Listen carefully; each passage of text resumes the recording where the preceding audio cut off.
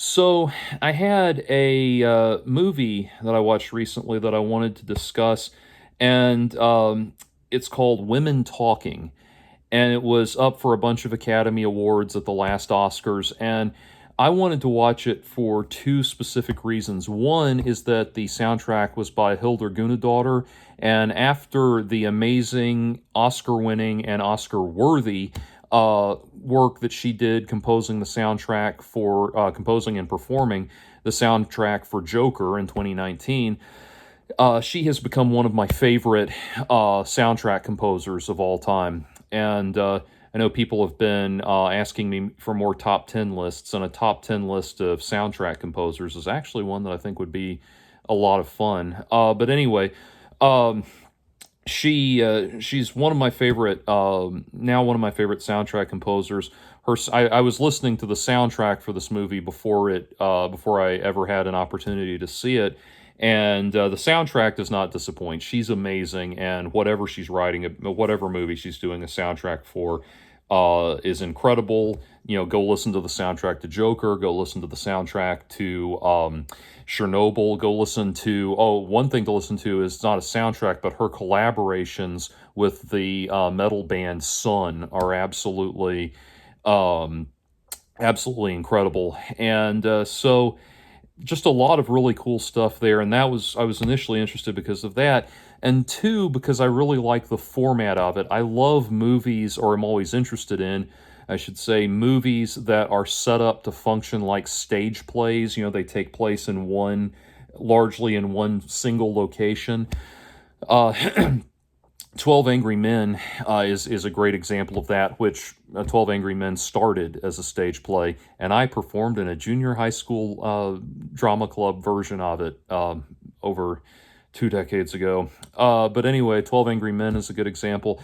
One really good example, one of my, one like, top 100 favorite movies of mine is a movie called Conspiracy, starring Kenneth Branagh and Stanley Tucci, and it's about the meeting of the Nazi officers at the Wannsee Conference, which was the conference where the Nazi leadership discussed and agreed to implement the final solution.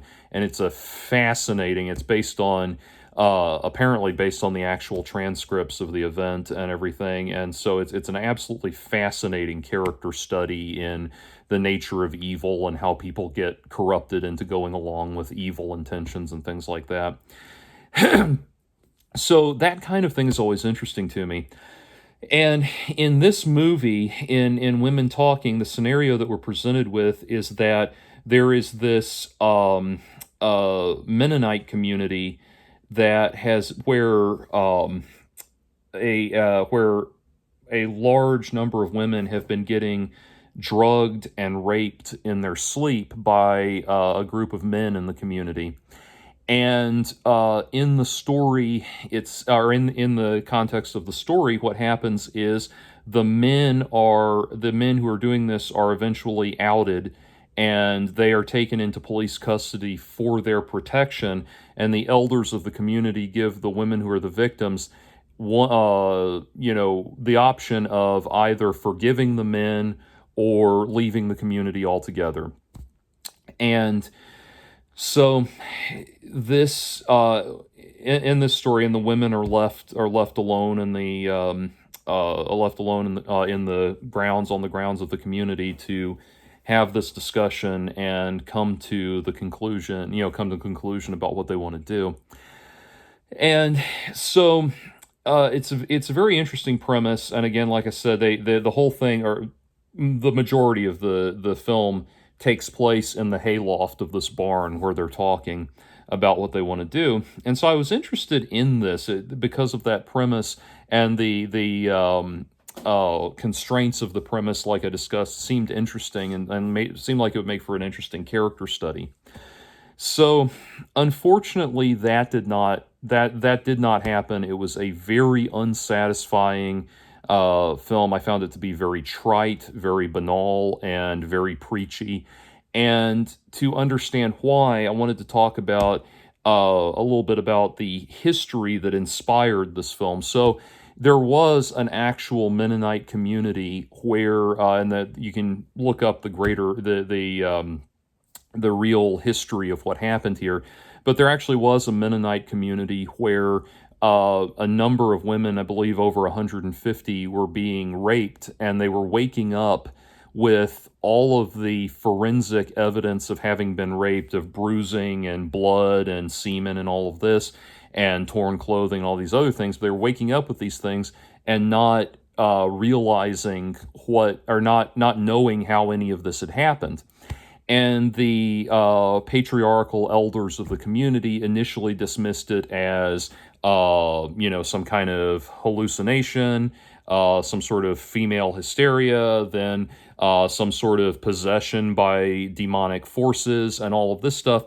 Before the truth was eventually, the truth eventually came to light, and what was actually happening was that there was a group of men within the community that were buying knockout gas from a local veterinarian, and they were pumping it into the houses of the women that they were assaulting so that it would essentially knock out everybody in the house, and then they would go in and prevail upon the women that they were targeting. And this went on for an extended period of time. And when the events were when it was actually outed, what was actually going on came to light, the elders of this community did at that point hand the matter over to the local police, and all of the from what I read, all but one of the men who were indicted, as well as the veterinarian that was selling them the supplies, they were all convicted, and except for one that escaped and apparently remains at large. But they were by and large convicted and sentenced to considerable jail sentences. So justice was ultimately served in the actual story. And the problem I had with it was that story is an important story. It is a story that should be told. It is a story that needs to be told. And there's a lot of important elements, sociological realities in there. The women in the actual story did face, or the actual historical events did face, very real sexist, patriarchal prejudice. There's no doubt about that. But that prejudice was in the form of the initial disbelief. Once it was actually understood what was going on, and this is going from my research, which was just looking up actual articles on what happened. If there's somebody who has a better account of the events, I'm certainly willing to hear it. But from what I understand, once the elders knew that this was a real reality of women actually being raped, they did hand it over to law enforcement, and they did not interfere with the law enforcement's investigation or anything like that. They didn't try to protect the men who are the perpetrators, or tell the women to, or try to coerce the women into forgiving them or anything like that. So that story would have made for a great story, and you could have built up so much. First of all, again, you could tell the stories of these actual women that experienced these things. You could do some real investigative research into it and interview the women involved and get the actual accounts of the actual details of the story, and really examine this community and all of the people involved and what allowed this to happen, and look into, the problems with, again, deeply ingrained patriarchal beliefs, deeply ingrained and highly, highly outmoded ancient religious beliefs and things like that. All of the things that caused this to happen, you could have really gotten into it and really told the story that deserves to be told. Instead, what you get is a highly, dare I say, completely fictionalized interpretation of the events, where this added idea, this added smack in the face of "you must forgive these men or you will go to hell," that whole, or leave the community, you must forgive these men to avoid hellfire or choose to leave the community. That whole thing is, as far as I can tell, fabricated. And and the characters that we get, these are fictionalized I have some very loud new neighbors. Anyway, they're fictionalized, these fictionalized characters, and what we get are not real characters in the story. They don't feel like real people, real characters. There's a few kind of characters, like some of the children are allowed to develop as real characters. The children that are, uh, you know, supporting cast members and that sort of thing, kind of develop as real characters and that sort of thing.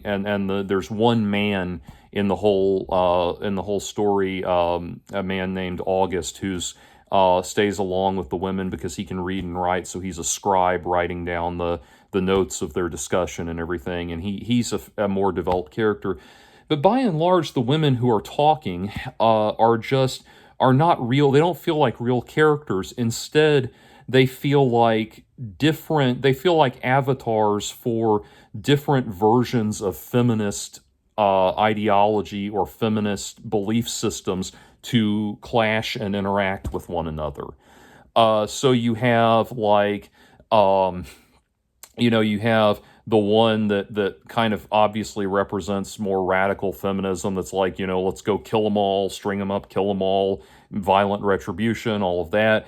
You have the older women that represent kind of a that clearly are calibrated to represent kind of an older, more academic, more erudite interpretation of feminism, and they speak in concepts. Everything they say is presenting different, is just kind of alluding to, if you've studied feminism at all, you can kind of follow the different, you can kind of detect the different feminist concepts that they're alluding to in their dialogue. And it's really not a story of these women, these real women, and what they went through. It's, let's use this as a forum for these different ideas to intersect with each other. And that's really all we're presented with throughout the entire film. And it's not satisfying, and it feels very preachy and very condescending. And it's also very unrealistic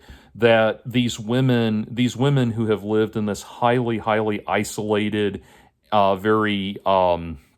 this extremely isolated religious community that people in that kind of community would have all of the larger philosophical awareness and kind of historical underpinnings and worldliness that people would need to have the kind of intellectual discussion that's unfolding in this environment. It just doesn't work. It doesn't feel real. And the most aggravating, asinine, insulting, ridiculous aspect of this whole thing, the thing that just proves that this is just a montage of every major feminist concept coming together in one movie. The thing that the aspect of the story that seals that deal, that makes every one of these Mary Sue makes you realize that every one of these characters is just a Mary Sue avatar for philosophical discussions. The thing that seals it is just revoltingly asinine, aggressively asinine, is they have this one character that is a woman, and some of the children ask the older women of the community, why does that woman have short hair, and why does she wear men's clothes? And I hear this and I thought, oh no. No, no, no, no. And one of the women ominously says, she never felt like a woman. I was like, oh, no, no, no, we're not doing this. No, no, we can't be going here. No, no, no, no. It's like, and they say, she never felt like a woman. And when she was raped, she knew she was not I'm not paraphrasing here, but she knew she was not a woman after she had... Oh, no, no, no, no, no, no. And of course the woman's name is revealed to be something like, I think, Melvin or something, or Marvin or something like that. I'm like, oh God, no. We had to make one of them transgender. We had to turn this into such a banal, ridiculous exercise in woke political correctness that one of them had to be transgender. And it's at this point, it's like, one of the accusations that I run into a lot is when I speak out against wokeness, woke ideology, this kind of this umbrella term of concepts that are encompassed by the term woke. I get accused of being regressive and conservative and all of these things. And really, time and again, my opposition to these attitudes comes from the way that they take progressive liberal ideals and turn them into ridiculous, asinine parodies of themselves. And that's what this was. And as soon as this character, as soon as Marvin or Melvin or whatever it was comes into the story, I was just like, oh, God. No. No. This is just too ridiculous. This is too asinine and stupid. It's just these aren't real characters. None of them feel like real characters. They are just it's like if you could walk down the hall at a in the gender studies, women's studies wing of a major university and open all of the doors so that you could hear all the lectures happening at the same time. That's what this movie is. And to me, honestly, that feels like a real smack in the face and a real insult to the women who actually suffered and actually went through this horrible event, this story that should be told and needs to be told about the real historical events that happened here. It is such a smack in the face to that. And one of the things that really, grinds my gears is how we hear in woke, politically correct circles all the time, we hear about objectification, that objectification is one of the worst things you can do. If you objectify somebody in any way, shape, or form, you have deprived them of their humanity, and that's one of the worst, by default, one of the worst things you can do. Well, this is unbelievably objectifying of those women. The women that actually experienced these events. This strips them of their actual humanity and their actual life stories and just turns them into fictional avatars for these characters. And so that immediately, when we got to that point. Also, this is another thing where I don't want to get out in the weeds on the whole trans discussion, but also this movie that's supposed to ostensibly be woke and progressive and all of that. This movie flies in the face of what is at least considered the cultural bedrock or the politically correct bedrock of understanding about transgenderism, which is the idea that it's something that's innate. It's something people are born into. You are as the ideology goes, you are born into the wrong body. You're a man in a woman's body, or vice versa. It's something that you're born with. It's something that you're that's innate, and you're never supposed to talk about influencing factors in a person's life that influence them to be this thing. It's never supposed to be a matter of you're never supposed to talk about nature versus nurture. It's always supposed to be nature. And they try to kind of have it both ways with that character. They try to say she never felt like a woman, and then when she got raped, she knew it for sure, and that sort of thing. So it's like they're trying to say that it was both nature and nurture, and it's like you're trying to check off both boxes in a way that won't piss off either side of that discussion or something. It just was very aggravating, especially when we're talking about a character that was wholly and completely unnecessary to tell this story and to make this point. This was just this whole story is nothing but, this whole movie is nothing but Mary Sue's, but this was one Mary Sue that the actual story didn't even need. The next thing that gets to me, it's interesting, I mentioned before that August, the character of August, who's the man, he's the school teacher in the community, and he's the man that is left behind to be the scribe to transcribe the events of the minutes of this discussion that these women are having. Ironically, he's one of the most well-developed characters in the whole movie because he is, being the essentially the outsider character. He's really the only one with much of a personal storyline, the and character development throughout the whole story. All of the other female characters, what happens is all of the women convene in the hayloft of the barn. The very first thing they do is they decide their options are forgive, fight, or flee. And so they have all of the they have a vote on what they want to do, and they say, okay, if you are willing to forgive the men and stay in the community, please leave. And so, that removes a large swath of the women there, and the remaining ones are the ones that we deal with, who have to decide if they want to fight or flee.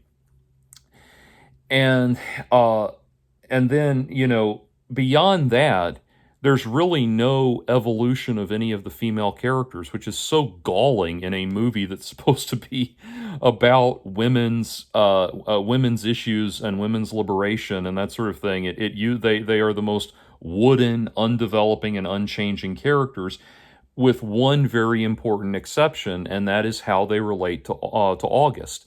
And August is a fairly well-developed character. He is certainly a likable person. He is very sympathetic, and he's a very pleasant person. Towards the beginning of the story, the women get to arguing, and August tries to say, hey, let's get back on track, and they turn around and tell him to shut up because it's not his place it's not his place as a man to get involved in this. And fair enough. But they come around, by the end of the story, he raises his hand to speak, and they say, you can just talk, August. You don't have to ask for permission. And so that's really the only character development that there is that they've come to accept that he's okay. But the way they come to accept that he's okay is by him being, continually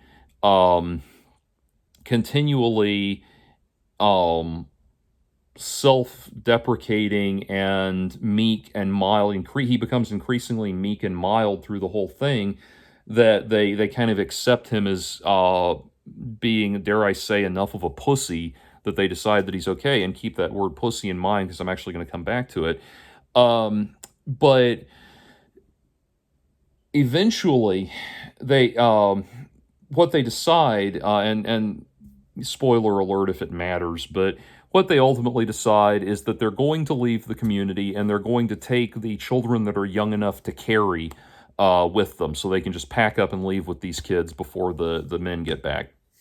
Leave with the little boys and girls before the men get back. And they tell August, they now have this positive appreciation of August, and they tell him that at first he wants to go with them, especially because he has feelings for one of the women. That's briefly touched on.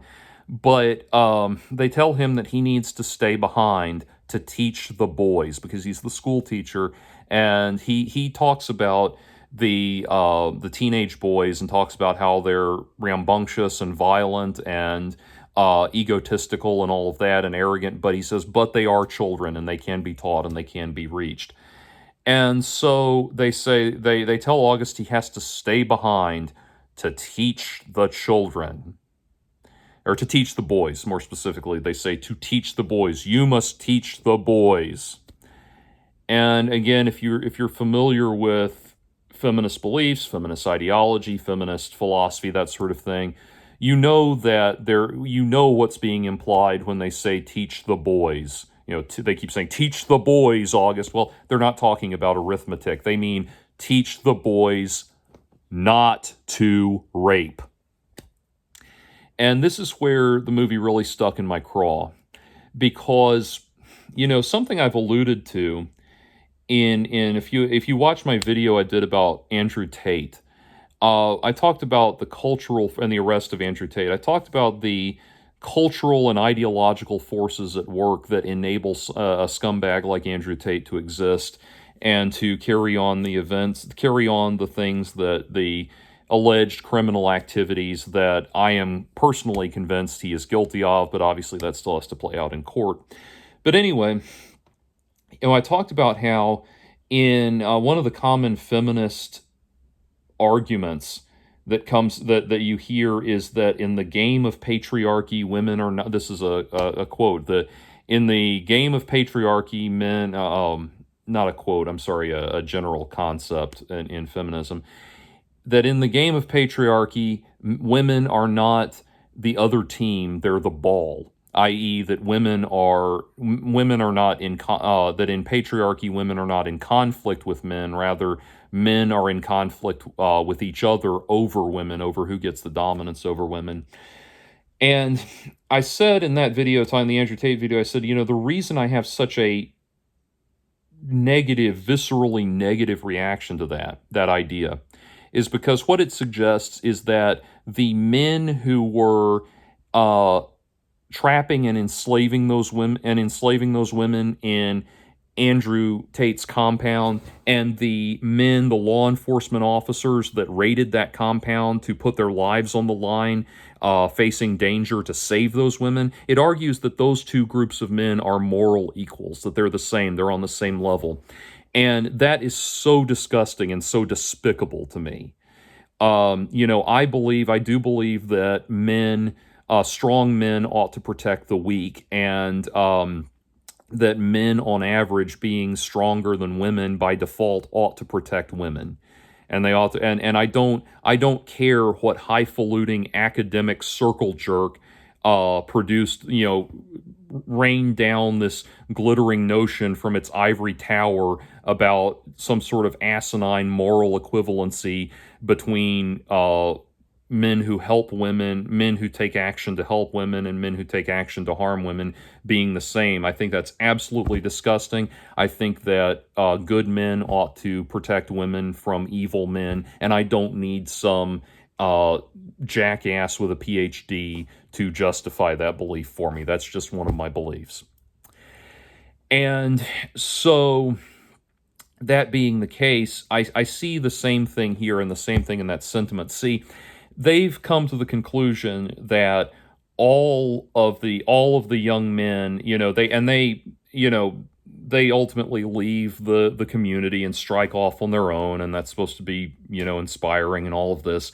The whole movie, by the way, is shot in that kind of sickly color scheme that we have for movies now, where everything is in the shadows, and everything looks like it was filmed at dusk, and everybody's skin is kind of gray and green looking, that kind of drained color palette, all of that. It's a very gross movie to try to look at for that reason. But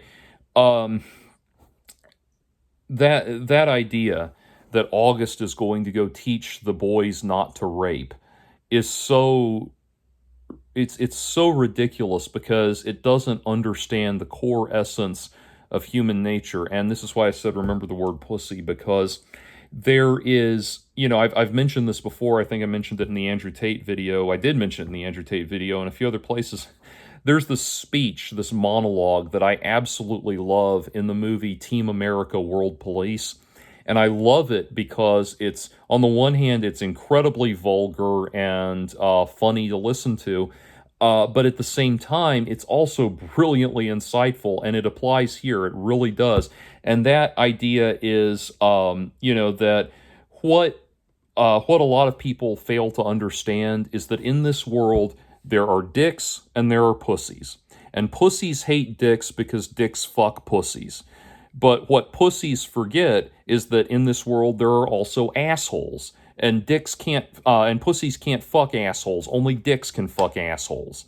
And sometimes the pussies think that sometimes the pussies think they can turn the assholes into pussies, but all that happens is that the pussies get so full of shit they turn into assholes themselves. And I mean, if you break that down, that is like just I love that. That's just the most stunningly accurate analysis of how, how liberal excesses see the world. The people on the extreme left of, of normal liberalism, how they see the world. They have this very misguided notion that they can turn evil people into not just turn evil people into good people or moral people, morally upright people, but turn them into meek and mild, meek and mild, inoffensive, unthreatening people. And they have this ridiculous notion that the people who believe might makes right can just be persuaded to give up that belief, and if they're just taught the right way, they can be persuaded to give up give up being assholes and just embrace being pussies, basically. And the thing is that the implication that's given to August, that's imparted to August to teach the boys and all of that, it's basically the idea that all of the boys are assholes, all of the boys have the potential to do this, to go raping women, and that they are all possessed of this innate evil, and they all need the education that will prevent them from doing that. In reality, the reality of the situation is that, I believe the statistic is that one in every 25 people is either sociopathic or psychopathic. So if you have 100 people, let's say you're a school teacher that's responsible for 100 boys, 4 of those boys are going to be unredeemable psychopaths that are bullies and scumbags, and they're going to be inclined to go assault and rape women because it's going to be a power, because they get off on the power struggle and overpowering a weaker person. They are going to be like that. And you're not going to be able to teach those guys to be pussies. What you can do, however, is teach the boys who are capable of being strong and protecting the weak and rising to the occasion. You can teach them to be the kind of dicks that fuck assholes. That's what you have to teach them. The capacity, yes, we all have a capacity for cruelty and a capacity for mistreatment of others, but the psychological factors that contribute to and create the kind of person that would intentionally, consciously, and willingly go out and commit an act of premeditated rape, bear in mind, those factors exist above and beyond cultural influences now and sociological influences. Now don't get me wrong, there is an aspect of the concept of teach men not to rape that is valid, which is that it is possible, if you are not conscious and aware of your actions and not taking stock of your actions, you can fall into a gray area where you end up hurting somebody inadvertently. This is where we see the problems with drunken hookup sex in college hookup culture and things like that. That's what I'm talking about.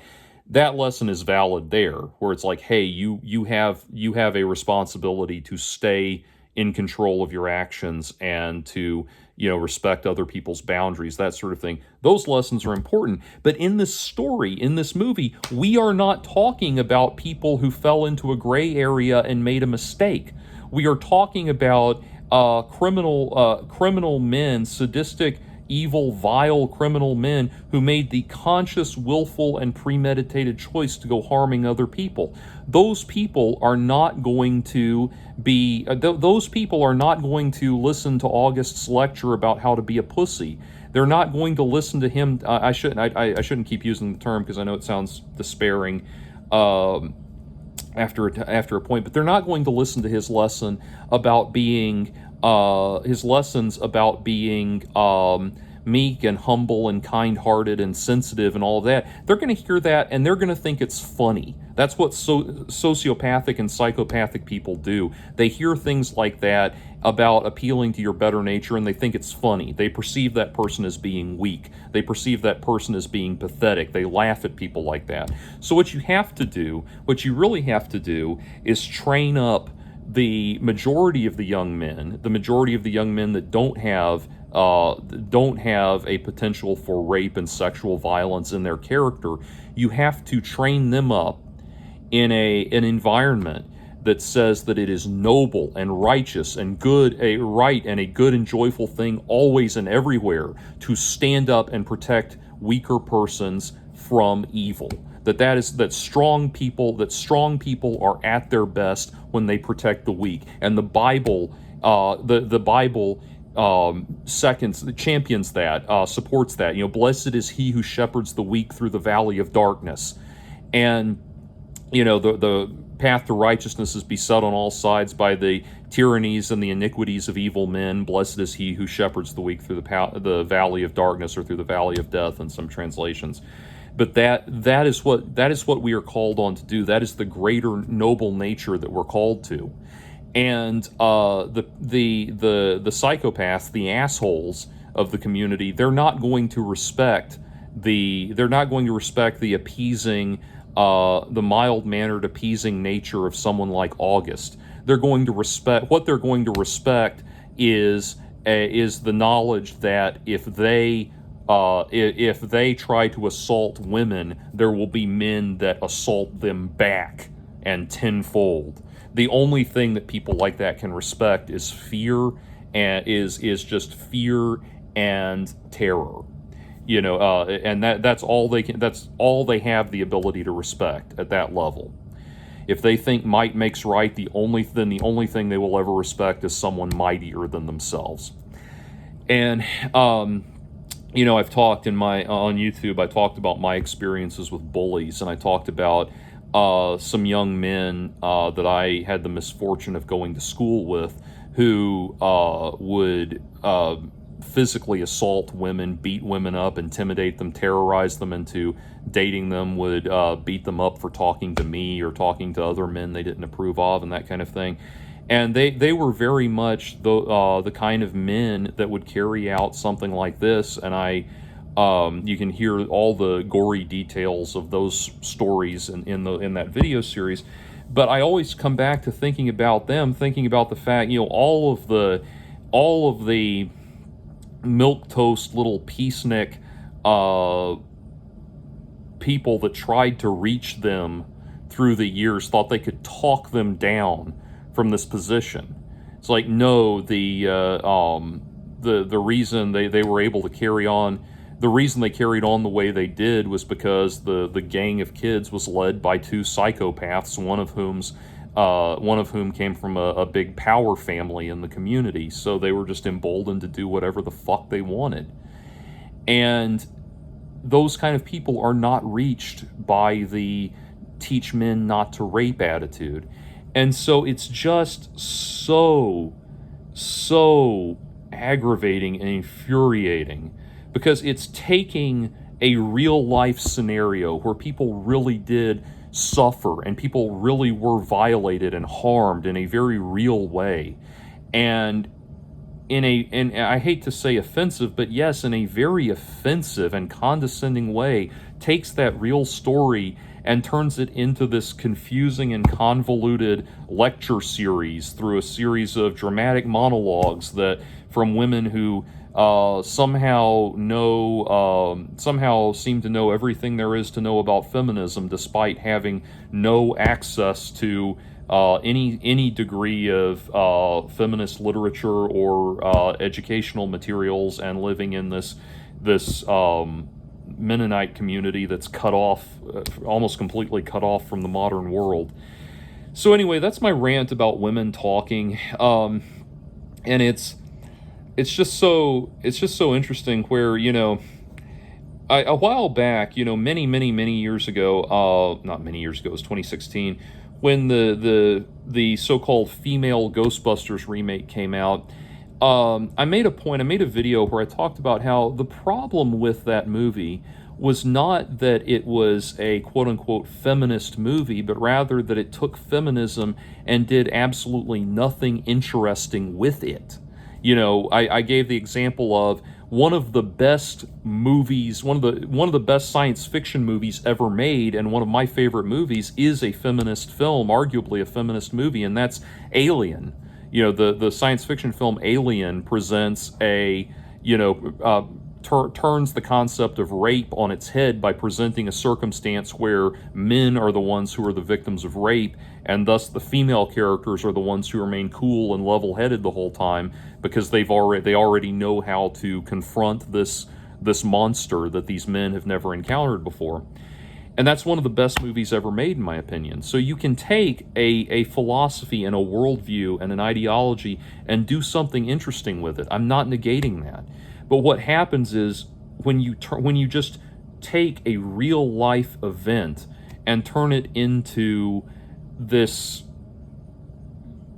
lecture series, this very empty, boring lecture series, you do a disservice to to the ideas that you're trying to impart, because ideas, if you want to impart these ideas, you don't, in a movie, you don't just stand there and talk about them, you dramatize them. And credit where credit's due, the whole side tangent about the one transgender character, that's like the only time in the story where these ideas are given an actual dramatization. But anyway, one, there's that, and two, you don't overshadow the real story that actually occurred, the real drama, the real truly compelling story that actually occurred in all of this. You should be giving the microphone to those women. You should be giving them the floor to tell that actual story. And that was what was just so grotesquely inappropriate about this whole thing to me. So anyway, those are my thoughts on women talking. I want to, there's a number of movies I want to see that I'd like to comment on. I need to talk about the Mario movie. I haven't seen it yet, but I'd like to. And then Beau is Afraid seems very interesting to me too. Anyway, what are your thoughts?